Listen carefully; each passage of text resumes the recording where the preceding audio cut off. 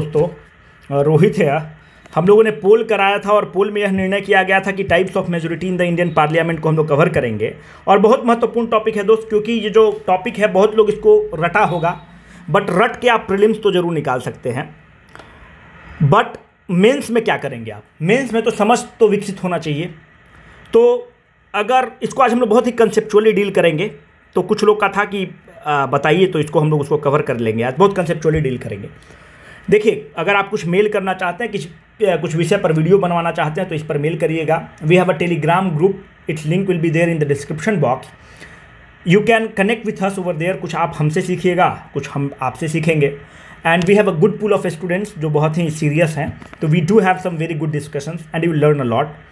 देखिए, अपना आईन जो है, अपना संविधान जो है, उसको आप पढ़े होंगे कि अपना संविधान को कहा जाता है कि आवर आईन और the constitution is a amalgamation of the both. It is rigid and it is flexible at the same time. कहीं कहीं रिजिड भी है, कहीं कहीं फ्लेक्सिबल भी है। अगर आप गांव देहात से अगर आप ताल्लुक रखते हैं, तो गांव देहात में एक कहावत है कि जब जैसा तब तैसा, जे बुझा ना वो मरद कैसा। मतलब क्या कि ज़रूरत के हिसाब से आपको कड़ा भी होना है, ज़रूरत के हिसाब से आपको अपने स्टैंड को मेलो डाउन भी करना है ना। तो कंडीशन के हिसाब से अपने आपको डील करना है। अपना संविधान वही है। कंडीशन जब उसको पड़ेगी कि अगर कोई फंडामेंटल राइट के साथ छेड़छाड़ करना है, नीति निदेशक तत्व के साथ छेड़छाड़ करना है, हाई कोर्ट के जज और सुप्रीम कोर्ट के जज के इम्पीचमेंट के साथ छेड़छाड़ करना है, संविधान रिजिड हो जाएगा। अगर जनरल बिजनेस को कंडक्ट करना है, मानते हैं कि यूपीएससी के संदर्भ में कुछ बिजनेस को, कुछ बिल को पास करना है, सिंपल है, रूटीन अफेयर है, संविधान कहेगा कि तुम फ्लेक्सिबल रहो और बोलेगा कि तुम सिंपल मेजोरिटी से पास कर लो। मानते हैं कि सुप्रीम कोर्ट के जज डीवाई चंद्रचूड़ से सरकार नाराज है और कहती है कि डीवाई चंद्रचूड़ को हमको इंपीच करना है, संविधान कहेगा कि रिजिड बनो। क्यों? Judiciary is one of the part of the basic structure and it is an important organ of the democracy. संविधान कहेगा रिजिड बनो, तो कैसे रिजिड बनोगे? संविधान कहेगा कि स्पेशल मेजोरिटी से पास करो। It is not a routine affair, और यहां पर स्पेशल मेजोरिटी पिच इन कर जाएगा। What I wanted to state that, जब भी अगर आपको नहीं पता रहे, अगर मानते हैं कि कोई कॉन्स्टिट्यूशनल बॉडी के पावर के साथ छेड़छाड़ करना होगा, अगर कोई संविधान के बेसिक मूल ढांचा के साथ छेड़छाड़ करना होगा, अगर मानते हैं कि आर्टिकल 368 के को ही छेड़छाड़ करना होगा, 368 एमेंडिंग पावर ऑफ द पार्लियामेंट है, संविधान रिजिड हो जाएगा। अगर सिंपल बिल को पास करना होगा, simple transaction of the business करना होगा, अपना हाउस सिंपल मेजोरिटी से पास करेगा, अपना आइन फ्लेक्सिबल रहेगा। इस चीज़ को हम लोग ध्यान में रख के आगे कंटिन्यू करना स्टार्ट करते हैं। देखो दोस्त, पहला, कोई भी बिजनेस को कंडक्ट करने के लिए मानते हैं कि लोकसभा में आज 10 सांसद पहुंचे और बिल पास हुआ सिटीजनशिप अमेंडमेंट एक्ट का। क्या ये देश की आत्मा को बता रहा है कि अपना पार्लियामेंट क्या है? देखो यार, अपना पार्लियामेंट किसी खुदा की इबादत नहीं है, किसी ईश्वर की आराधना नहीं है। अपना पार्लियामेंट उस खुदा की आराधना है जो सड़क पर सोता है, जो आधे पेट खाकर सोता है, उसकी आराधना है। वह उस खुदा की आराधना नहीं है जो मस्जिद में रहता है, वह उस ईश्वर की आराधना नहीं है जो मंदिर में रहता है। तो 10 मेंबर ऑफ पार्लियामेंट प्रेजेंट है और आप एक कॉन्स्टिट्यूशनल अमेंडमेंट एक्ट को पास कर दिए, आपने मानते हैं सिटीजनशिप अमेंडमेंट बिल को पास कर दिया, तो it is very unfair to the masses. तो संविधान कहता है कि there will be the minimum number of the member of the parliament which is needed to transact the business of the house. That minimum number of the parliament is called as the quorum. Quorum पूरा होगा तभी कोई house business करेगा। इसका मतलब क्या है? संविधान कहता है कि 1/10 of the total strength of the house is the quorum. कहने का मतलब है कि लोकसभा में 545 संख्या है, 545 का 10 कर लो, भागा 10 करोगे 54.5, 54.5 से ज़्यादा क्या अंक है? 55। मतलब 55 मेंबर ऑफ पार्लियामेंट प्रेजेंट रहेंगे तो हाउस अपना बिजनेस को स्टार्ट करेगा। इसका मतलब कि quorum is 1/10 the total strength of the house. Now the question is what is the total strength of the house in the Lok Sabha. Lok Sabha का जो total strength of the house at present है 545। अगर आप इसका ब्रेकअप देखेंगे तो 543 प्लस 2 है। 2 किसका संख्या है? एंग्लो इंडियंस की संख्या है। ये कौन इसको नॉमिनेट करेगा? राष्ट्रपति महोदय नॉमिनेट करेंगे। What is the sanctioned strength of the Lok Sabha? The sanctioned strength of the Lok Sabha is 552। Rajya Sabha में अभी कितने सदस्य हैं? 233 चुन के आते हैं राज्यों से। Hence Rajya Sabha is called as the council of the state. It is also called as the upper house. इसमें 12 लोग नॉमिनेट होंगे। कौन नॉमिनेट करेगा?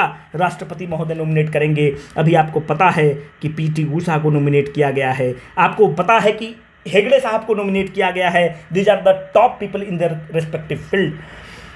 तो कितना संख्या है राज्यसभा में दोस्त? 245 संख्या है। सैंक्शनड स्ट्रेंथ कितना है, कितना तक जा सकता है? 250 जा सकता है। पर अभी जो होशियार लड़का है उसके जहन में अगर एक क्वेश्चन आ रहा है तो यार तुम बेहतरीन इंसान हो, वो बोलेगा कि अभी आप बोल रहे हैं कि अब total strength of the Lok Sabha 545 है। अभी हाल में 104th कॉन्स्टिट्यूशनल अमेंडमेंट एक्ट पास हुआ।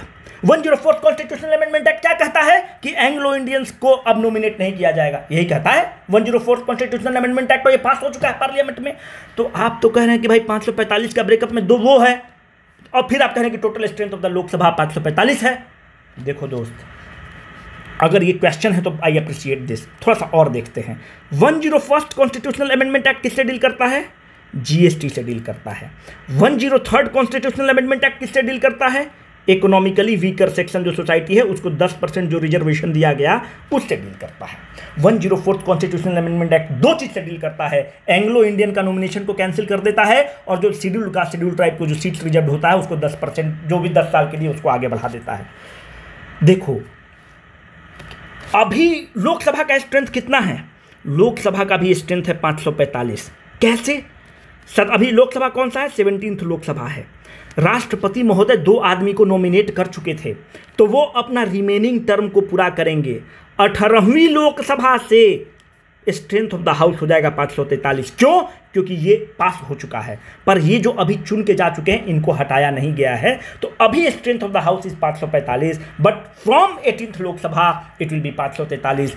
Y? Because of the constitutional amendment act 104। ठीक है।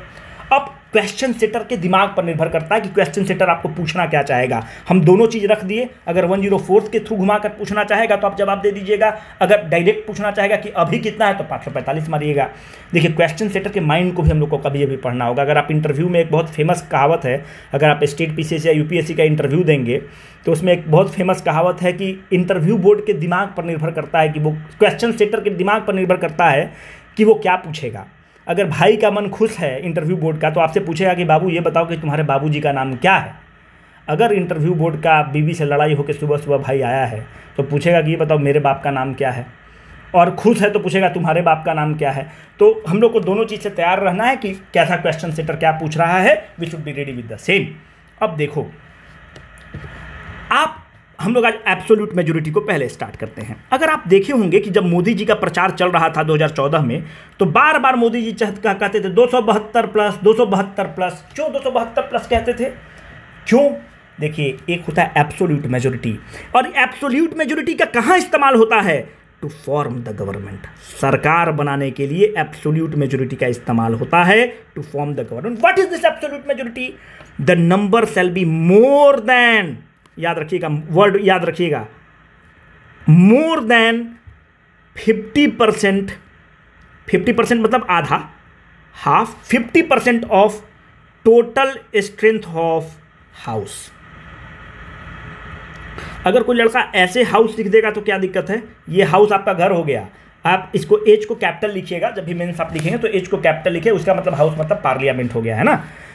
ये टर्न ऑफ है ना, कि कुछ आदमी अगर मानते हैं कि आप जा रहे हैं, कुछ आदमी का कपड़ा लत्ता देख के आप टर्न ऑफ हो जाते हैं, कुछ आदमी का कपड़ा लत्ता देख के आप टर्न ऑन हो जाते हैं, तो इवैल्यूएटर टर्न ऑफ हो जाएगा अगर आप ऐसे एच लिखेंगे तो, है ना। अब देखिए एब्सोल्यूट मेजोरिटी का मतलब क्या हुआ कि it is more than 50% of the total strength of the house. अभी strength of the house Lok Sabha में कितना है? 50% ऑफ 545 कितना हो गया? 272.5 हो गया मेरे दोस्त। अब मैं आपसे बोलता हूं कि मैं 272 लूं कि 273 लूं, दोनों राउंड फिगर है। ऐसा थोड़ी है कि 272.5 है, ये हो जाता 272.4। मानते हैं कि कैलकुलेशन से ऐसा आ जाता, तो हम क्या लेते? 272 लेते कि 273 लेते? नाउ द क्वेश्चन इज, हम लोग 273 लेते। क्यों लेते? It is more then this number. More than this number is not 272, more than this number is 273, तो 273 आप लेंगे। ये है लॉजिक। इसीलिए कहा गया 272 प्लस। 272 प्लस मतलब 273, क्योंकि आदमी फ्रैक्शन में नहीं हो सकता है। तो absolute majority is used to form the government, सरकार निर्माण के लिए एब्सोल्यूट मेजोरिटी की जरूरत पड़ती है। मामला हुआ खत्म। नेक्स्ट आएंगे सिंपल मेजोरिटी। सिंपल मेजोरिटी मतलब साधारण मेजोरिटी। इसी मेजोरिटी को दोस्त डिफॉल्ट मेजोरिटी भी बोलते हैं, और इसी मेजोरिटी को मेरे दोस्त फंक्शनल मेजोरिटी भी बोलते हैं। क्यों? जो जनरल फंक्शन है हाउस का वो सिंपल मेजोरिटी से पास होता है। सिंपल मेजोरिटी किस चीज को डिपेक्ट करता है? सिंपल मेजोरिटी संविधान के फ्लेक्सिबिलिटी को डिपेक्ट करता है। It depicts the flexibility of the आइन। अब देखो इसको डिफॉल्ट मेजोरिटी क्यों कहते हैं? जनरल बिजनेस को कंडक्ट करता है। फंक्शनल मेजोरिटी क्यों कहते हैं? जनरल बिजनेस को कंडक्ट करता है। डिफॉल्ट मेजोरिटी इसलिए भी इसको कहते हैं कि अगर कहीं भी संविधान में मेंशन नहीं है कि किस बिल को कैसे पास करेंगे, मानते हैं कि हर जगह संविधान में लिखा हुआ है पर हर चीज नहीं लिखा हुआ है, अगर कुछ नहीं लिखा हुआ है तो आप उसको सिंपल मेजोरिटी से पास करेंगे। Hence it is often called as a default majority.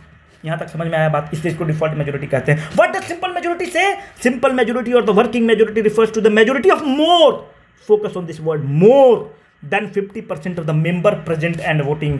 आगे से प्रेजेंट एंड वोटिंग को हम लिखेंगे P and V। अब इसको पहले समझना हम लोग स्टार्ट करते हैं। टोटल लोकसभा में कितने हैं? 545। मानते हैं कि 5 सीट वैकेंट है दोस्त। क्यों? डेथ हो गया है किसी का, जैसे भी वाल्मीकि नगर में कुछ दिन पहले महतो जी का डेथ हो गया था, तो 5 सीट वैकेंट है, डेथ हो चुका है या कोई रिजाइन कर चुका है। तो टोटल स्ट्रेंथ ऑफ द अभी हाउस कितना हो गया? 540। अब मानते हैं कि इसमें से 15 जो संसद सदस्य हैं वो अमेरिका गए हैं किसी काम से, या लंदन गए हैं किसी काम से, या प्रतिनिधिमंडल बन के कहीं काम से गए हैं। तो अभी मतलब 15 लोग एब्सेंट है। जब 15 लोग एब्सेंट है तो स्ट्रेंथ ऑफ द हाउस कितना हो गया? 525। अब मानते हैं कि सिटीजनशिप अमेंडमेंट बिल आ गया। अब तो अपीजमेंट वाला मामला पड़ गया। अब आम आदमी पार्टी बोलेगा कि हमको पता ही नहीं चल रहा कि इस पर हम क्या स्टैंड लें। बोलेगा कि भाई मेरे 5 सांसद हैं, हम एब्सटेन करेंगे, हम वोट नहीं करेंगे इस बिल पर। क्यों आप एब्सटेन करेंगे? बोलेंगे कि हमको पता ही नहीं चल रहा है कि हम क्या करें। तो अब संख्या कितना प्रेजेंट हो गया हाउस में? 520। This 520 is what? प्रेजेंट है, फिजिकली प्रेजेंट है।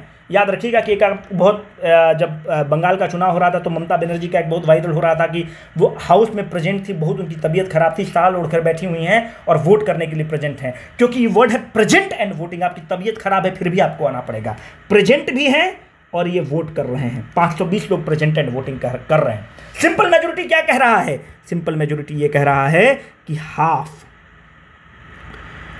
प्रेजेंट एंड वोटिंग 520 कितना हो गया? 260। अब मैजिक नंबर कितना हो गया? 260। अगर आप ऐसा सोच रहे हैं तो you are living in the fool's paradise. गलत है ये। हम बार बार फोकस कर रहे हैं कि मोर, 260 का मोर क्या हो गया? 261। मतलब मैजिक नंबर 261 है। सिंपल मेजोरिटी उस बिल को पास करने के लिए 261 की संख्या चाहिए, 260 की संख्या नहीं चाहिए। क्यों है ये हम नंबर लिए हैं? जान से ये फिगर को लिए हैं क्योंकि फ्रैक्शन वाला में तो आपको बेनिफिट हो जाएगा, 260.5 आ जाएगा तो आप खट से 261 टिक कर देंगे। पर यहाँ पर फंस जाएगा मामला, क्योंकि यहाँ पे फ्रैक्शन वाला नहीं है। तो 260 और मोर नहीं है, 260 से ज़्यादा, more than 260 and more than 260 is 261 my friend. So this is the number over here. इसलिए ये फिगर हम लिए थे। अब हम लोग देखते हैं कि सिंपल मेजोरिटी का इस्तेमाल कहाँ कहाँ होगा, कहाँ कहाँ आप इस्तेमाल इसको करेंगे सिंपल मेजोरिटी को। सिंपल मेजोरिटी का इस्तेमाल आप कोई भी बिल को पास करना है, मानते हैं कि मनी बिल को पास करना है, फाइनेंशियल बिल को पास करना है, कोई भी बिल को पास करना है, आप सिंपल मेजोरिटी से पास करेंगे। मानते हैं कि ओम बिरला स्पीकर साहब का चुनाव करना है, सिंपल मेजोरिटी से होगा। डिप्टी चेयरमैन का चुनाव करना है, सिंपल मेजोरिटी से होगा। डिप्टी स्पीकर का चुनाव करना है, सिंपल मेजोरिटी से होगा। अब देखो, मानते हैं कि राष्ट्रपति शासन बिहार में लग गया। अगर राष्ट्रपति शासन बिहार में लग गया तो संविधान अपना कहता है कि आप राष्ट्रपति शासन बिल्कुल लगा सकते हैं, पर वो जो राष्ट्रपति शासन है कितने दिन तक लग सकता है? 2 महीना तक लग सकता है। अगर आपको 2 महीना से ज़्यादा आपको राष्ट्रपति शासन लगाना है तो you will have to pass a bill by the simple majority in the parliament. तो कहने का मतलब है कि अगर राष्ट्रपति शासन का कंटिन्यूएंस कराना है 2 महीना से ज़्यादा तो you will have to pass the bill by the simple majority. अब देखो, नेशनल इमरजेंसी, मानते हैं मोदी जी का दिमाग थोड़ा सा टाइट हुआ, अब बोलेंगे कि हम आपातकाल लगाएंगे, इमरजेंसी लगाएंगे। जब आप इमरजेंसी लगाएंगे तो क्या हो रहा होगा? आपका फंडामेंटल राइट का हनन हो रहा होगा। संविधान कैसे काम करेगा? रिजिड काम करेगा, रिजिड काम करेगा। तो रिजिड का कौन सा टूल है? स्पेशल मेजोरिटी का टूल है। तो स्पेशल मेजोरिटी से लगेगा, बाद में बताएंगे कि कैसे लगेगा। पर अब मोदी जी बोले कि नहीं, कुछ दिन बाद लगाने के बाद बोले कि नहीं, हमको आपातकाल हटाना है, नेशनल इमरजेंसी को हटाना है, तो फंडामेंटल राइट को रिस्टोर करना है। संविधान कैसे काम करेगा? फ्लेक्सिबल काम करेगा। तो फ्लेक्सिबल जब संविधान काम करेगा तो कौन सा उसका टूल है? सिंपल मेजोरिटी का टूल है। मेरे दोस्त, जब भी नेशनल इमरजेंसी को डिसकंटिन्यू करना होगा, disapproval of the national emergency will be done by the simple majority. National emergency का कौन सा आर्टिकल है दोस्त? 352 आर्टिकल है। राष्ट्रपति शासन वाला कितना आर्टिकल है? 356 आर्टिकल है। और 360 जो है भारत का एक अनोखा केस है जिसमें वो फाइनेंशियल इमरजेंसी की बात करता है। यहाँ पर याद रखिएगा कि 2 महीना के अंदर अगर सिंपल मेजोरिटी से पास हो जाता है तो फिर 6 महीना तक उस राज्य में, उस प्रांत में राष्ट्रपति शासन लगा रहेगा। अब देखिए आर्टिकल 169 है। आर्टिकल 169 क्या कहता है? बाई कैमरल स्ट्रक्चर की बात करता है, लेजिस्लेटिव काउंसिल की बात करता है। अपने बिहार में लेजिस्लेटिव काउंसिल है, पर अगर मानते हैं कि ओडिशा कहता है कि हम भी लेजिस्लेटिव काउंसिल बनाना चाहेंगे तो संविधान इसकी 2 अनुमति देगा। उड़ीसा के लिए क्या कहेगा कि तुम रिजिड बनो। क्यों? तुम अपने आईन को तुम चेंज करना चाह रहे हो। जब आईन को चेंज करना होगा तो उड़ीसा अपने लेजिस्लेचर में स्पेशल मेजोरिटी से पास करेगा। कैसे करेगा बाद में बताएंगे, अभी हम लोग सिंपल मेजोरिटी को डील कर रहे हैं। पर लेजिस्लेटिव काउंसिल बनाने का पावर किसको है? स्टेट को है। गलत, स्टेट को बिल्कुल भी पावर नहीं है। आर्टिकल 169 कहता है कि the sole right to make or dissolve the legislative council lies with the parliament. Parliament is the supreme, और पार्लियामेंट के पास आएगा तो संविधान बोलेगा कि तुम सिंपल हो जाओ, तुम फ्लेक्सिबल रहो, क्योंकि रिजिडिटी तो हम ऑलरेडी उसका टेस्ट कर चुके हैं उसके असेंबली में। तो यहाँ पे संविधान सिंपल हो जाएगा, फ्लेक्सिबल हो जाएगा, और सिंपल मेजोरिटी से पार्लियामेंट में पास करने की जरूरत है मेरे मित्र, और कुछ भी नहीं है। तो लेजिस्लेटिव काउंसिल का फॉर्मेशन पार्लियामेंट सिंपल मेजोरिटी से करेगा। आपको एक चीज़ और बताते हैं कि जब भी कोई भी कुछ बिल का आपको पता होगा कि रेटिफिकेशन स्टेट से कराना होगा, आगे हम लोग डिस्कस करेंगे। अगर आपको ध्यान हो तो जीएसटी का बिल आप देख रहे थे कि रेटिफाई करना पड़ा था स्टेट से। स्टेट के लेजिस्लेचर रेटिफाई करते थे। जब स्टेट के लेजिस्लेचर को रेटिफाई, जब भी कोई बिल को रेटिफिकेशन करना होगा तो वो सिंपल मेजोरिटी से रेटिफिकेशन करना होगा, तो सिंपल मेजोरिटी से रेटिफाई करेंगे। और केंद्र में तो स्पेशल मेजोरिटी की जरूरत पड़ेगी, हम आगे बताएंगे। तो these are the few of the things जहां पर सिंपल मेजोरिटी इस्तेमाल होगा। तो हम सोचे कि आपको एक जगह जॉट डाउन करके दे दें। अब मेरे लिए और महत्वपूर्ण चीज़ है, अभी हमने टेलीग्राम ग्रुप में बहुत लोग आप लोग गलत किए। क्वेश्चन है कि नो कॉन्फिडेंस मोशन, अविश्वास प्रस्ताव, एडजर्नमेंट मोशन, एडजर्नमेंट मोशन को हिंदी में क्या बोलेंगे? स्थगन प्रस्ताव, adjournment motion, censure motion, sensor को क्या कहेंगे? निंदा प्रस्ताव, सेंसर मोशन। ये जो तीनों प्रस्ताव हैं सिंपल मेजोरिटी से पास करना होगा। बहुत लोग आप लोग गलत किए हैं और इट बिकम्स पेनफुल। इसका मतलब आपने याद किया था, है ना? इसका मतलब आपने याद किया था, 100% था, क्योंकि गलत करने का इसमें कुछ है ही नहीं। अगर आप समझे होंगे तो आप गलत नहीं करते। Now let us delve into this. पहला इंपॉर्टेंट फैक्ट मैं आपको ये बोलूं कि ये जो तीनों चीज है ये केवल लोकसभा में ही इंट्रोड्यूस हो सकता है। क्यों? रट लिए होगे, क्यों लोकसभा में इंट्रोड्यूस होगा भाई? देखो, पहली बात तो यह है कि जो सेंसर मोशन है, जो निंदा प्रस्ताव है, वो इंडिविजुअल मिनिस्टर के खिलाफ लाया जाता है। या देखो, ला तो सकते हैं काउंसिल ऑफ मिनिस्टर के खिलाफ भी, पर यूजुअली इंडिविजुअल मिनिस्टर के खिलाफ लेकर आया जाता है। नो कॉन्फिडेंस मोशन जो है वो पूरा काउंसिल ऑफ मिनिस्टर के खिलाफ लेकर आया जाता है। और एडजर्नमेंट मोशन है, अगर मानते हैं कि कोई बहुत बड़ा इशू हो गया, मतलब टेररिस्ट अटैक हो गया, खुदा ना खास्ते ऐसा हो, तो it is a matter of the urgent public importance. अगर कोई अर्जेंट पब्लिक इंपॉर्टेंस के मैटर को उठाना है तो हाउस में एडजर्नमेंट मोशन आ जाएगा, अर्जेंट पब्लिक इंपॉर्टेंस के मैटर को। But why not this things can be done in the Rajya Sabha? क्यों राज्यसभा में नहीं किया जा सकता है दोस्त? नो कॉन्फिडेंस मोशन अगर पास हो गया तो सरकार गिर जाएगी, ठीक है ना? तो question is why it can not be. अच्छा, एक चीज और यहाँ पर बताते चले कि नो कॉन्फिडेंस मोशन जो है ना, एक सेशन में एक ही बार लेके आ सकते हो। क्यों? अगर भाई नो कॉन्फिडेंस में सरकार चली जाएगी तो सरकार को बचाने के लिए अगर हर सेशन में, एक सेशन में तुम 4 बार नो कॉन्फिडेंस मोशन लेके आओगे तब तो सरकार अपना बिजनेस को ट्रांजेक्ट ही नहीं कर पाएगी, बिल को पास ही नहीं कर पाएगी, दिन भर तुम्हारा नो कॉन्फिडेंस में लगा रहेगा। तो संविधान कहता है कि एक सेशन में तुम एक बार नो कॉन्फिडेंस मोशन ला सकते हो। अब देखो, why this can be introduced only in the Lok Sabha. अब हमको आप ये बताइए कि जो काउंसिल ऑफ मिनिस्टर है इसकी जेनेसिस कहाँ है? इसकी जेनेसिस लोकसभा है दोस्त। क्यों? आज निर्मला सीतारमण फाइनेंस मिनिस्टर इसलिए बनी बैठी हुई हैं क्योंकि मोदी जी को बहुमत है लोकसभा में। अगर बहुमत मोदी जी खो देंगे लोकसभा में तो 2 मिनट के अंदर उनकी कुर्सी चली जाएगी। और जो बोलते हैं कि प्याज का दाम महंगा हो गया है और हम प्याज नहीं खाते हैं, 2 मिनट में होश ठिकाने उनका आ जाएगा। तो कहने का मतलब है कि कोई भी मिनिस्टर है उसकी जेनेसिस ही owes it is genesis to the Lok Sabha. अब देखिए काउंसिल ऑफ मिनिस्टर जो है he is answerable to whom? The council of minister is answerable to the parliament. The council of minister is किसको आंसरेबल है? He is answerable to the parliament. मतलब आप देखते होंगे कि निर्मला सीतारमण राज्यसभा की भी मेंबर हैं, लोकसभा में भी आकर प्रश्न का जवाब देंगी और राज्यसभा में भी प्रश्न का आकर जवाब देंगी। He or she is answerable to the parliament but he or she is responsible to the Lok Sabha. अब आपको बात समझ में नहीं आ रहा होगा कि क्यों आप रिस्पॉन्सिबल और आंसरेबल का मतलब क्या हो गया। अब मानते हैं कि हम अपनी गर्लफ्रेंड के साथ दिल्ली में हैं, ठीक है, बाबूजी पैसा भेज रहे हैं, मेरा एग्जाम में नहीं हो रहा है। मेरे चाचा हमसे पूछ सकते हैं कि काहे एग्जाम में नहीं हो रहा है जी तुम्हारा, काहे एग्जाम में नहीं हो, तो एम आई आंसरेबल टू चाचा? यस। बट मेरे बाबूजी हमको कॉलर पकड़ के हिला सकते हैं और बोलते हैं कि बताओ क्यों नहीं हो रहा है एग्जाम में। Because I am responsible to my father, because he is giving me the, क्योंकि मेरी वजूद उनके बदौलत है, मैं दिल्ली में उनके बदौलत रह पा रहा हूं। This council of minister is answerable to the parliament but this council of minister is the council of minister because of its presence in the Lok Sabha. अगर लोकसभा में उसके पास बहुमत नहीं है तो लोकसभा में चला जाएगा। Hence this all things are can be implemented, can be brought only in the Lok Sabha, not in the Rajya Sabha. There are many other reasons also, but this is one of the core reason because of which it is introduced only in the Lok Sabha, है ना। तो यार इस पर और भी बात हो जाएगा कि एडजर्नमेंट मोशन में अगर आप देखोगे तो एडजर्नमेंट मोशन को लाने के लिए मिनिमम 50 मेंबर ऑफ पार्लियामेंट का साइन होना चाहिए, फिर जो डिस्कशन होना चाहिए मिनिमम 2.5 घंटा का होना चाहिए। देखो ये टॉपिक बड़ा प्रिय है पार्लियामेंट वाला, तो फिर हम लोग डाइवर्ट कर जाएंगे, है ना। तो इतना चीज़ को याद रखना कि ये सारी चीज़ सिंपल मेजोरिटी से पास होंगे और these all three will be introduced in the Lok Sabha. अब एक इफेक्टिव मेजोरिटी की बात होती है। क्या होता है इफेक्टिव मेजोरिटी? पहला बात तो ये रखो कि इफेक्टिव मेजोरिटी का दोस्त आप इस्तेमाल कहाँ करेंगे। अगर मानते हैं कि आपको वाइस प्रेसिडेंट जो हैं, वाइस प्रेसिडेंट मतलब Venkaiah Naidu ji, vice president is the chairman of Rajya Sabha. अगर वेंकैया नायडू जी को, चेयरमैन ऑफ द राज्यसभा को आपको हटाना है तो इफेक्टिव मेजोरिटी से हटाएंगे।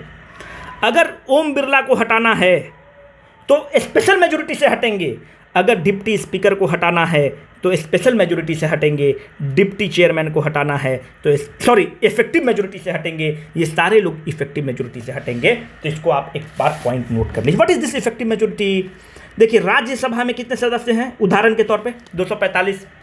मानते हैं कि 10 आदमी वो लोग हैं जो वैकेंसी है, 10 आदमी वैकेंट है। क्यों?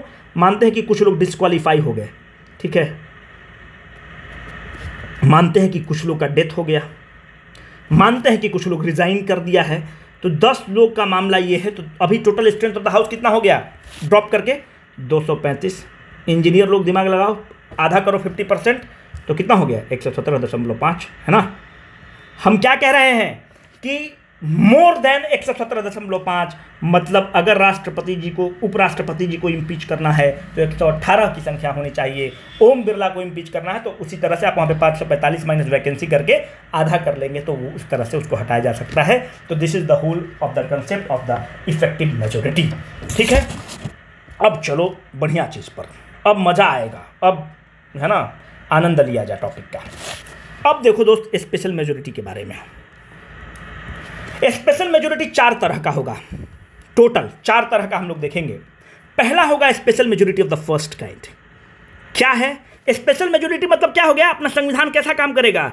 रिजिड काम करेगा। मतलब छेड़छाड़ जो होगा बहुत ही मूल ढांचा में होगा। कुछ मतलब भयंकर सरकार छेड़छाड़ करना चाह रही होगी, संविधान कहेगा कि स्पेशल मेजोरिटी से पास करो, ऐसे छेड़छाड़ नहीं करने देंगे। What is special majority of the first kind? Special majority में देखो वहां पे सब जगह मोर यूज हो रहा था, अब यहां पे होगा नॉट लेस देन। और अब आप इसको अप्रिशिएट करना स्टार्ट करेंगे। फर्स्ट मेजोरिटी कहता है it should not be less than 2/3 present and voting. P and V पहले आपको बता चुके हैं। उस चीज को पास करने के लिए it should not be less than 2/3 present and voting. उदाहरण के तौर पर देखिए राज्यसभा में 245 लोग हैं, मानते हैं कि उस दिन प्रेजेंट जो लोग थे 215 लोग प्रेजेंट थे, लोग 5 लोग एब्सटेन कर गए, तो प्रेजेंट एंड वोटिंग कितने हो गए? 5 लोग बोले कि हम नहीं वोट करेंगे, 210 प्रेजेंट एंड वोटिंग हो गए। कहता है कि 2/3 ले लीजिए इसका। 2/3 ऑफ 210 कितना हो गया? 3 7 21, 7 दूनी 14, 140 हो गया। 140 और मोर। अब हम 141 नहीं कह रहे हैं, क्यों? यहां पे मैजिक नंबर 141 तो है ही, बट 140 से भी मेरा यहां पे काम चल जाएगा। वहां पे 260 से मेरा काम नहीं चल रहा था, याद है? वहां पे 260 से काम नहीं चल रहा था, वहां पे हमको 261 चाहिए था, पर यहां पे हमको 140 से भी काम चल जाएगा। क्यों कह रहा है कि नॉट लेस देन? तो नॉट लेस देन में 140 इज नॉट लेस देन 140, है ना? तो 140 से यहां पे मेरा काम चल जाएगा। छोटा छोटा चीज है यार, पर इसको आप ध्यान से समझते चलिए। कहां इसका आप इस्तेमाल करेंगे? आप इसका बेसिक इस्तेमाल 2 जगह होता है, आर्टिकल नंबर 249 में और आर्टिकल नंबर 312 में। आर्टिकल नंबर 249 किस चीज की बात करता है? आर्टिकल नंबर 249 कहता है कि अगर केंद्र की सरकार, अगर पार्लियामेंट स्टेट लिस्ट के किसी विषय पर कानून बनाना चाहती है तो पहले उसको राज्यसभा से अनुमति लेना पड़ेगा। क्यों राज्यसभा से अनुमति लेना पड़ेगा? Because the Rajya Sabha is the voice of the state, it is called the council of the state. अगर आप स्टेट लिस्ट में इंटरफेयर करना चाहते हैं, स्टेट लिस्ट पर कुछ काम कराना चाहते हैं, तो पहले आप अनुमति लेंगे special majority of the first kind से, मतलब 2/3 प्रेजेंट एंड वोटिंग। राज्यसभा के लोग वोट करेंगे, तब जाकर केंद्र जो है स्टेट लिस्ट पर कोई नियम बना सकता है। तो what it is acting as? It is acting as a wall, it is acting as a bulwark. तो special majority of the first kind is protecting the constitution, it is making the constitution very rigid. दूसरा, article number 312 किससे deal करता है? All India service से deal करता है। All India service अभी देश में कितना है? 3, IAS, IPS और इंडियन फॉरेन सर्विस, है ना? बहुत मार खाओगे, इंडियन फॉरेन सर्विस नहीं है, इंडियन फॉरेस्ट सर्विस है, ठीक है? What is the difference between the all India service? All India service का मतलब होता है कि कोई आप IAS को देखते हैं कि वो सेंटर में भी काम करेगा, स्टेट में भी काम करेगा, सेंटर में भी काम करेगा, स्टेट में भी काम करेगा। इंडियन फॉरेन सर्विस का अगर आप बात करेंगे तो वो केवल सेंटर में काम करेगा। किसमें काम करेगा? मिनिस्ट्री ऑफ एक्सटर्नल अफेयर्स के साथ काम करेगा। तो this is the difference between the all India service and a general service और अ सेंट्रल गवर्नमेंट सर्विस और अ स्टेट गवर्नमेंट सर्विस। मानते हैं कि सरकार कहती है कि हम एक नया सर्विस क्रिएट करेंगे, all India service, and that is Indian judicial service. तो इंडियन जुडिशियल सर्विस करोगे तो ऑल इंडिया सर्विस काम करोगे तो स्टेट में भी काम करेगा। जब स्टेट में काम करेगा तो स्टेट के साथ तुम छेड़छाड़ कर रहे हो, संविधान रिजिड हो गया। बोला कि special majority of the first kind से आपको परमिशन लेना पड़ेगा। कौन देगा परमिशन? राज्यसभा देगा। क्यों देगा Rajya Sabha? Rajya Sabha is the council of state. उसमें कौन लोग चुन के आते हैं? स्टेट से चुन के आते हैं, MLA लोग उसको वोट करता है। कितना खूबसूरत है अपना आइन, कितना बेहतरीन बनाया गया है इसको कि आप छेड़छाड़ बहुत नहीं कर सकते हैं। आपने you can not tweak it as per your whims and the fancies, है ना? तो इस 2 केस में यूजुअली 249 और 312 के केस में special majority of the first kind को इस्तेमाल करते हैं। अब देखो special majority of the second kind क्या है। स्पेशल मेजोरिटी ऑफ द, यार हम सोचते हैं कि जो प्रोफेसर लोग होता है 3-3 घंटा कैसे लगातार बोलता है भाई, थक जाता है आदमी। Special majority of the second kind क्या है? इसमें कह रहा है कि it is not less than 2/3 present and voting plus मतलब and plus 50% of the total strength of the house. अब समझिए, अभी लिखे होंगे आपको कुछ नहीं समझ में आया होगा। अब देखो ब्यूटी को अप्रिशिएट करना यार। मानते हैं कि 545 संख्या है, प्रेजेंट कितने हैं? 455, 5 एब्सेंट कर गए तो प्रेजेंट एंड वोटिंग कितने हो गए? 450। क्या कह रहा है कि 2/3 प्रेजेंट एंड वोटिंग, 2/3 ऑफ 450, 3 × 5 = 15, 15 दूनी के 3, 300 और मोर। इसकी अनुमति आप मुझे दे रहे हैं। Plus 50% of the total strength of the house. 50% of the total strength of the house कितना हो गया? हाफ इंटू 545, मतलब 273 की बात कर रहा है। बिल्कुल मानते हैं कि कोई चीज को आपको पास करना है। मानते हैं कि DY चंद्रचूड़ साहब मेरे बड़े पसंदीदा हैं यार, मतलब सुप्रीम कोर्ट के जज हैं DY Chandrachud, and I had the opportunity to, मतलब उनके पास एक बार कोर्ट में, मतलब उनका लॉजिक हमको सुनने का मौका मिला एंड मज़ा आ गया। मतलब फैन बना देंगे आपको। DY चंद्रचूड़ साहब का प्रधानमंत्री नाराज है कि मेरे खिलाफ जजमेंट दे रहा है, DY चंद्रचूड़ को इम्पीच करना है। मानते हैं 300 और मोर हाउस में उस दिन प्रेजेंट एंड वोटिंग 450 लोग थे। इनका बिल आया कि इनको इम्पीच कर देना है। कह रहा है कि half the total strength of the house से जो 300 संख्या प्रेजेंट है, इससे ज्यादा है क्या? बिल्कुल ज्यादा है। DY चंद्रचूड़ साहब इम्पीच हो गए। मानते हैं कि जिस दिन ये बिल इनको इम्पीच करने का लाया गया उस दिन कुछ और परिस्थिति बन गई। उस दिन total strength of the house 545 है, पर जो लोग प्रेजेंट थे और वोट करने वाले थे ना, वो थे 390। क्या कहता है 2/3 प्रेजेंट एंड वोटिंग, कितना हो गया 3 3 9 3 मतलब 260 और मोर हो गया ना, 260 और मोर। इम्पीच हो जाएंगे क्या चंद्रचूड़ साहब? नहीं हुए। क्यों नहीं इम्पीच हो गए? बच गए इस दिन। क्यों बच गए? क्योंकि कह रहा है कि आपकी जो संख्या होना चाहिए इससे ज्यादा होना चाहिए, 273 से ज्यादा होना चाहिए, तो इतना तो होना ही चाहिए। 50% ऑफ द टोटल स्ट्रेंथ से कम आपका संख्या नहीं होना चाहिए। यहां पे क्या हो गया, the number of the member present and the voting, जिसका 2/3 आप ले रहे हैं वो 273 से कम हो गया, तो यहां पर ये इम्पीच होने से बच जाएंगे मेरे दोस्त। यहां पे जो संख्या था 450 में, यहां पर इम्पीच हो जाएंगे। कहने का मतलब है ये दोनों चीज को सेटिस्फाई होना बड़ा जरूरी है, मतलब दोनों चीज सेटिस्फाई होना चाहिए, मतलब ये संख्या 273 से ज्यादा होना चाहिए। होप हमने समझाने की कोशिश की, ठीक है। ये कुछ ज़्यादा ही हम समझाने का कोशिश की, इतना ज़रूरत नहीं है। अगर नहीं समझ में आएगा तो छोड़ दीजिएगा, पर इतना जरूर है कि दोनों चीज़ सेटिस्फाई होना चाहिए। एंड है और नहीं है, ठीक है, एंड है। अब हम लोग जॉट डाउन करते हैं कि कहाँ कहाँ special majority of the second kind use होगा। मतलब ये क्या है, संविधान को क्या बना रहा है दोस्त? रिजिड बना रहा है। आप देख रहे हैं ना कि और कंडीशन जोड़ दिया। अगर मानते हैं कि आपको शादी करना है तो कुछ कुछ नालायक को आप देखते हैं दहेज लेगा, बोला कि सोना का सिकड़ी भी चाहिए। जब सोना का सिकड़ी दे दीजिएगा तो बोला कि हमको बुलेट बाइक भी चाहिए, बुलेट दे दिया तो बोलेगा कि हमको स्कॉर्पियो भी चाहिए। मतलब उसका कंडीशन भाई का बढ़ते जाएगा। तो उसी तरह से कंडीशन बढ़ाते जा रहा है अपना आइन। तो देखो, अगर हाई कोर्ट के जज को इम्पीच करना है, सुप्रीम कोर्ट के जज को इम्पीच करना है, तो special majority of the second kind को इस्तेमाल करना पड़ेगा। मानते हैं कि कंट्रोलर एंड ऑडिटर जनरल को इम्पीच करना है, इलेक्शन कमीशन कि चेयरमैन को इम्पीच करना है, तो सेकंड काइंड का इस्तेमाल होगा। अगर मानते हैं कि फंडामेंटल राइट को आपको चेंज करना है, नीति निर्देशक तत्व को चेंज करना है, directive principles of the state policy को चेंज करना है, तो आपको special majority of the second kind का इस्तेमाल करना पड़ेगा। अगर मैं मानता हूं कि आपको नेशनल इमरजेंसी, अच्छा नेशनल इमरजेंसी पहली बार कब लगता है? 1962 में लगता है। इंदिरा जी के समय नहीं लगता, उसके पहले इंडो चाइना वार के समय लग चुका होता है 1962 में। अगर जो नेशनल इमरजेंसी दोस्त लगता है वो आपने इमरजेंसी लगा दिया, अगर आपने इमरजेंसी लगा दिया, मानते हैं मोदी जी ने इमरजेंसी लगा दिया, 1 महीना के अंदर इमरजेंसी जो लगा है उसका बिल जो है 2/3 present and voting plus half the total strength of the house से पास हो जाना चाहिए वो इमरजेंसी वाला बिल। अगर नहीं पास होता है तो 1 महीना बाद जो आप इमरजेंसी लगाए हैं वो लैप्स कर जाएगा। The constitution has become very rigid. समझ में आया? The constitution has become rigid. अगर इस इमरजेंसी को रिवोक करना है, हटाना है, मतलब फंडामेंटल राइट को रीस्टोर करना है, तो कॉन्स्टिट्यूशन विल बिकम फ्लेक्सिबल। और कॉन्स्टिट्यूशन रिवोक करने के केस में क्या कहता है कि भाई सिंपल मेजोरिटी से तो पास कर ले, है ना। Try to understand this things, रटो मत मेरे दोस्त और चीज़ को समझिए। तो यहाँ पे सिंपल मेजोरिटी रिवोक करने के केस में और लगाना होगा तो स्पेशल मेजोरिटी लगेगा। अब आप और देखते चलेंगे कि और वो कठिन बनाते जाएगा, इनको और रिजिडिटी प्रदान करते जाएगा। जितना अंदर उसको छेड़छाड़ करेंगे उतना वो रिजिड बनते जाएगा अपना संविधान, है ना। और यही संविधान अपने आइन की खूबसूरती है।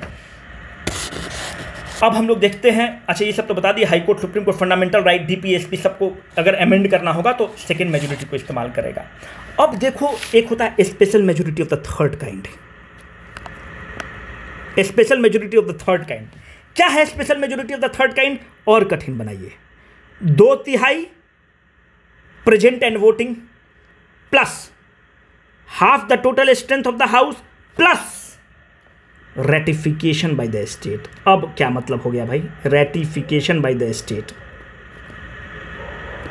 मतलब एक और कंडीशन लगा दिया, मतलब और आप और भयंकर छेड़छाड़ करना चाह रहे हैं संविधान के साथ। अब कैसे कैसे क्या करेगा? अगर मानते हैं कि जो रेटिफिकेशन बाय द स्टेट होगा ना, इसको सिंपल मेजोरिटी से पास करना होगा, सिंपल मेजोरिटी से। अब देखो कैसे कैसे क्या कहना चाह रहा है। Special majority of the third kind कहां पे इस्तेमाल होगा? ये तब इस्तेमाल होता है जब आप संविधान के फेडरल स्ट्रक्चर के साथ छेड़छाड़ कर रहे हैं। जब federalism is the part of the basic structure of the constitution and the parliament is trying to change the federal structure of the constitution, will see that the constitution will act in a very rigid manner, and when the rigidity कैसे आएगा? अब बोले कि state से भी तुम ratification लो, state की भी सहमति लो। क्यों? तुम फेडरल स्ट्रक्चर के साथ छेड़छाड़ कर रहे हो। जब फेडरल स्ट्रक्चर के साथ छेड़छाड़ कर रहे हो तो federalism is the part of the basic structure of the constitution, और फेडरल स्ट्रक्चर का स्टेक होल्डर कौन है? स्टेट है। तो स्टेट से भी आपको सहमति लेना है। वो अलग बात है कि स्टेट से सिंपल मेजोरिटी से सहमति लेना है। कैसे कैसे क्या होगा दोस्तों, अब ये देखो। मानते हैं कि 7th शेड्यूल में तुम छेड़छाड़ करना चाहते हो। 7th शेड्यूल किस चीज से डील करता है? Union list, state list, concurrent list. उसमें स्टेट मानते हैं कि कोई चीज स्टेट लिस्ट से उठा के तुम सीधा यूनियन लिस्ट में डालना चाहते हो। ये प्रोसेस को एडॉप्ट करना पड़ेगा। आप 2/3 प्रेजेंट एंड वोटिंग करेंगे, हाफ द टोटल स्ट्रेंथ करेंगे, फिर उस बिल को स्टेट के पास भेजेंगे और स्टेट का कम से कम 50% स्टेट उसको रेटिफाई करेगा, तब जाकर आपका बिल पास होगा। अब आप बोलेंगे कि और कुछ उदाहरण दीजिए, समझ में नहीं आ रहा है। अब मोदी जी कहते हैं कि हम हाई कोर्ट को ही खत्म कर देंगे, हाई कोर्ट नाम का कोई चीज ही नहीं रहेगा। हाई कोर्ट और सुप्रीम कोर्ट को हम खत्म कर देना, सुप्रीम कोर्ट में हम हाई कोर्ट को ही खत्म करना चाहते हैं। High court what? High court is a constitutional body which is dealing with the matter related to the state. Federalism का मामला आ गया, फेडरलिज्म का मामला आ गया, तुरंत सुप्रीम कोर्ट इसको संविधान कहेगा कि स्टेट से रेटिफिकेशन लो। आप जीएसटी वाला केस बड़ा क्लासिक केस है दोस्त। जीएसटी वाले केस में क्या होता है? जीएसटी वाला केस में आप देखते हो कि हर स्टेट के पास जाता है, रेटिफिकेशन की जरूरत पड़ती है और 50% स्टेट इसको रेटिफाई करते हैं, तब जाकर इंप्लीमेंट होता है 101st कॉन्स्टिट्यूशनल अमेंडमेंट एक्ट। क्यों? जीएसटी क्या करता है? आपका जो वैल्यू एडेड टैक्स है, वो स्टेट का one of the largest source of the income था। वैल्यू एडेड टैक्स को आप खत्म करने की कोशिश कर रहे हैं। जब value added tax, indirect tax को आप खत्म करने की कोशिश कर रहे हैं, जो स्टेट के पुल में जाता था, जब स्टेट के पुल में जाते थे तो स्टेट का वहां पे स्टेक हो गया, और इसीलिए इसमें कहा गया कि 2/3 present and the voting plus half the ratification of the state लेके आओ, राज्यों से सहमति लेकर आओ। मानते हैं कि राष्ट्रपति का जो इलेक्टोरल कॉलेज है उसको हम खत्म करना चाहते हैं। राष्ट्रपति का इलेक्टोरल कॉलेज क्या है दोस्त? राष्ट्रपति में एमएलए वोट करेंगे और एमपी वोट करेंगे। याद रखिएगा कि इलेक्टेड एमपी वोट करेंगे, जो नॉमिनेट होते हैं राज्यसभा के ना वोट कर पाएंगे।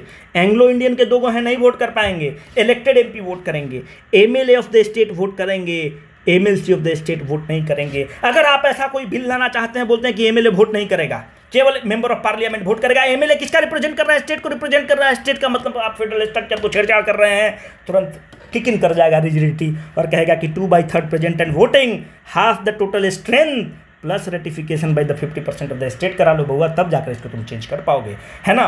सबसे खूबसूरत जो हमको लगता है जहाँ से क्वेश्चन बन सकता है, आर्टिकल 368 क्या कहता है? आर्टिकल 368 कहता है कि संविधान को तुम कैसे अमेंड करोगे, how to amend the constitution. अगर पार्लियामेंट कहेगा कि हम इसी को अमेंड करना चाहते हैं, जो आर्टिकल है जो हमको कहता है कि कैसे अमेंड करना है, हम इसी को अमेंड करना चाहते हैं, संविधान कहेगा कि भाई इसको इतना जल्दी छेड़छाड़ नहीं कर सकते। 2/3 present and voting, half the total strength plus ratification by the state, है ना।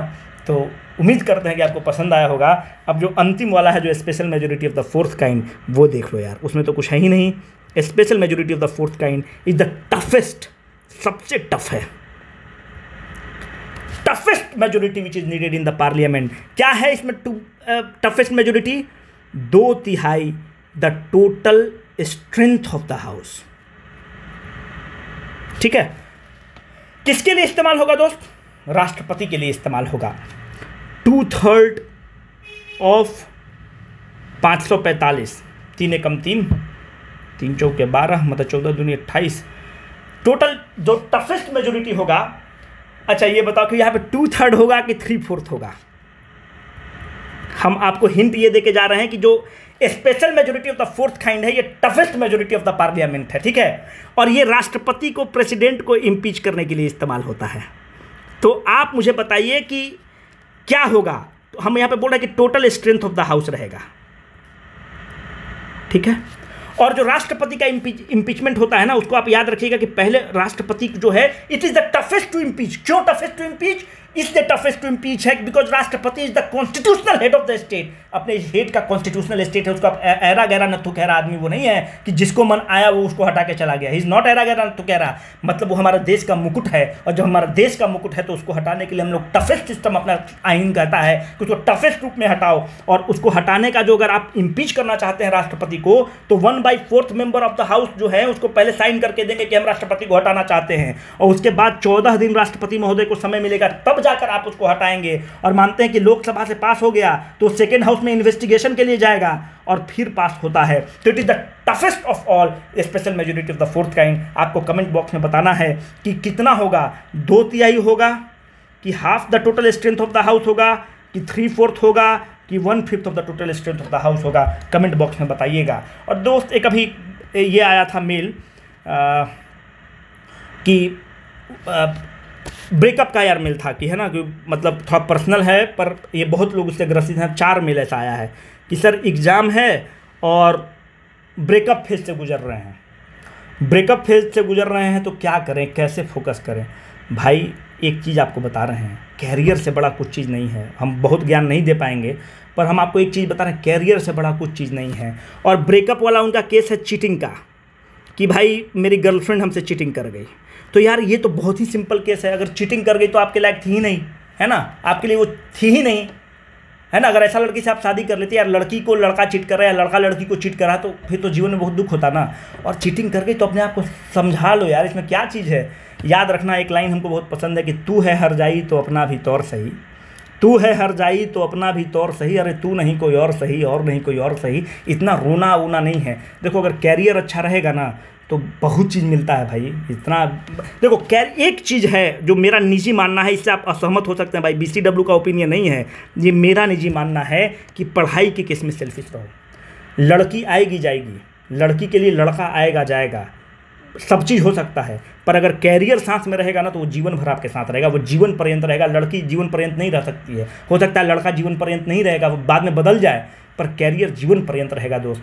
और जितनी भी लड़कियां हैं फाइनेंशियली इंडिपेंडेंट रहिए। फाइनेंशियल इंडिपेंडेंट रहिएगा तो आपका स्टेक रहेगा घर में, आपकी अपना जीवन एक मिला है उसको अपने शर्तों पर जिए यार, है ना। और पढ़ाई के केस में सेल्फिश रहो यार, और हर जगह बहुत उदार रहो, पढ़ाई के केस में सेल्फिश रहो। अगर पढ़ना है तो पढ़ना है। और आपको हम एक बहुत सिंपल उदाहरण देते हैं। आज एक मेरे मित्र हैं, अभी SDM हैं, मेरे मित्र का मेरा जिगरी रहा है। आप उसके केस में देखेंगे तो आप लड़की को आज हमने व्हाट्सएप किया, लड़की ऑनलाइन है, ठीक है, लड़की 2 दिन तक ग्रीन टिक नहीं हो रहा है भाई। सेल्फ रिस्पेक्ट का भी कोई चीज़ होता है, एकदम सेल्फ रिस्पेक्ट का एकदम तिलांजलि दे दी हो भाई। 2 दिन तक ग्रीन टिक नहीं हो रहा हो, तुम लगे हुए और दे धकाधक वो ओके और यस और नो में मैसेज कर रही हो, तुम यहाँ से रेलम पेल मचाए हुए हो, एकदम पैराग्राफ और ऐसे लिख रहे हो। सेल्फ स्टीम के साथ कोई समझौता मत करो। हम आपको बता रहे हैं कि ऐसे एक मित्र का कि अभी SDM है स्टेट PCS के through, London school of economics का लड़की और लड़की के फादर दोनों गिड़गिड़ा रहे हैं। भाई कहता कि हम दहेज लेंगे नहीं। लंदन स्कूल ऑफ इकोनॉमिक्स से पढ़ी लड़की और इतनी खूबसूरत लड़की कि मतलब हीरोइन फेल है भाई, और लंदन स्कूल ऑफ बाप और माँ और लड़की तीनों गिड़गिड़ा रही है कि हमसे ब्याह कर लीजिए। जब हमको दहेज ही नहीं लेना है, और दहेज लेना भी मत, अगर सिलेक्शन हो जाए तो दहेज नहीं लेना है, वो अपराध है यार। क्या दहेज लेना है, लड़की खुद दहेज है। अब भाई का क्राइटेरिया टाइट है कि हमको लड़की सुंदर भी चाहिए, लड़की पढ़ी लिखी, क्यों नहीं चाहिए भाई, क्यों नहीं चाहिए। जब हम दहेज नहीं ले रहे हैं तो हम लड़की में क्यों कॉम्प्रोमाइज़ करें यार। अगर लड़की है तो फिर वो लड़का में क्यों कॉम्प्रोमाइज़ करे। एकदम टाइट रहो और ये सब रेलम पेल मचाना बंद करो, सेल्फ स्टीम के साथ समझौता मत करो। लड़की ऑनलाइन है और डर के उसका ग्रीन टिक 2 दिन बाद हो रहा है और तुम रेलम पेल मचाए हुए हो। ये सब चीटिंग फिटिंग सब फालतू काम है सब। अब और देखो, नया अगर पहले से चल रहा है तो चलने दो, नया बनाने की कोशिश नहीं करना है। जाना है एकेडमी में, वहाँ बहुत बढ़िया बढ़िया ऑप्शन है भाई, है ना। ये सब खराब समझ रहे हो ना, इशारा हम सब बात समझो भाई। बहुत बहुत धन्यवाद, ठीक है।